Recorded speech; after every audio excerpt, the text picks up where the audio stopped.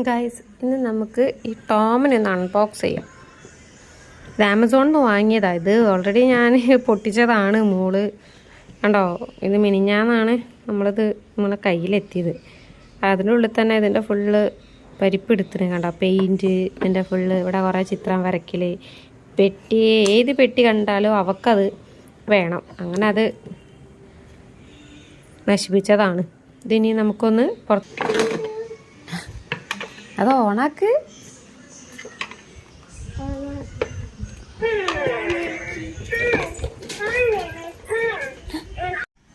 ഇതിൻ്റെ പ്രശ്നം എന്താണെന്ന് വെച്ചാൽ ഇത് എല്ലാ സെൻസറും കറക്റ്റ് വർക്കാവുന്നില്ല.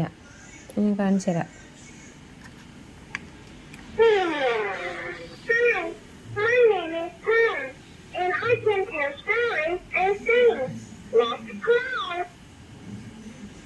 അപ്പോൾ ഇവിടെ സൗണ്ടാണ് എടുക്കുന്നത്, അല്ലാതെ മ്യൂസിക് വരുന്നില്ല. ഇതിൻ്റെ ഈ ചെവിൻ്റെ ഈ പോർഷനിലാണ് ആ സെൻസറുള്ളത്. ഇവിടെ തൊട്ടാൽ മാത്രമേ അത് വർക്കാവുന്നുള്ളൂ. ഇവിടെ തൊട്ടാൽ അതുപോലെ തന്നെ ഇവിടെ ഒന്നും വരുന്നില്ല. ഇതിൻ്റെ ഒരു പോർഷൻ ഉണ്ട്.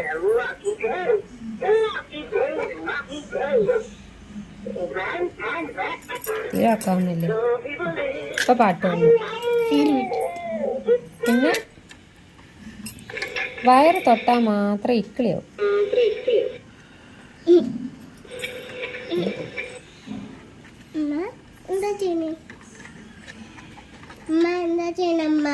നമുക്ക് കടത്തി വെച്ചിക്കിലേക്ക് വെക്കാം.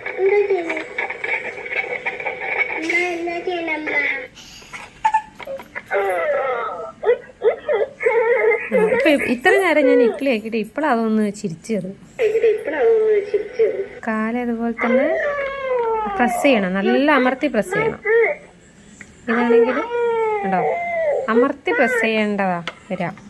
അല്ലാതെ ഇതുണ്ടോ, ഇതിങ്ങനെ തൊടുമ്പോഴൊന്നും സെൻസർ വർക്കാവുന്നില്ല. ഇവിടെ തൊടുമ്പോഴും സെൻസർ വർക്കാവുന്നില്ല.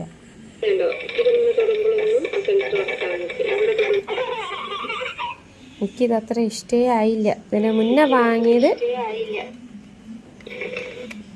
മുന്നേ വാങ്ങിയത് ഞാൻ അത് ഓഫ് ചെയ്തു. കാരണം ഞാൻ പറയുന്നത് തന്നെ അവരും പറയാം. ഇത് ഓവറോൾ ഒരു മോശമായ പ്രൊഡക്റ്റ് തന്നെയാണ്. പിന്നെ തൽക്കാലത്തേക്ക് പ്രൈസൊക്കെ ഒരുപോലെ തന്നെ, വാങ്ങിക്കൊടുക്കേണ്ട ഒരു ആവശ്യമൊന്നുമില്ല. കാരണം മുമ്പ് എറണാകുളം ലുലുന്ന് ഞങ്ങളൊന്ന് വാങ്ങിയിട്ടുണ്ടായിരുന്നു. അതിൻ്റെ ബ്രാൻഡ് എനിക്ക് ഓർമ്മയില്ല. പക്ഷെ അത് ഈ ചെവീൻ്റെ ഏത് ഭാഗം തൊട്ടാലും നന്നായി വർക്കാവും. ഏത് ചെവിയായാലും കൈയായാലും കാലായാലും വാലായാലും ഒക്കെ നന്നായി വർക്കാവും. അതത്ര പോരാ. അതെന്താ അത് പറയണേ? നീ വേറെന്താ ഉള്ളതിന്? ഡാൻസ് ചെയ്യാൻ പാട്ടിന് വേറെ പാട്ടുണ്ടോ? പിന്നെന്താ ഉള്ളത്?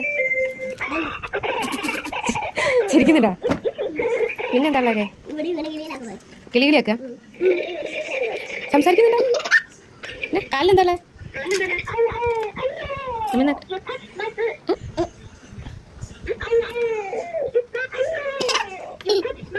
ആളെന്നോട് കഥ പറഞ്ഞെടുത്ത അമ്മ പറയുന്ന പോലെ പറയണ്ടല്ലോ.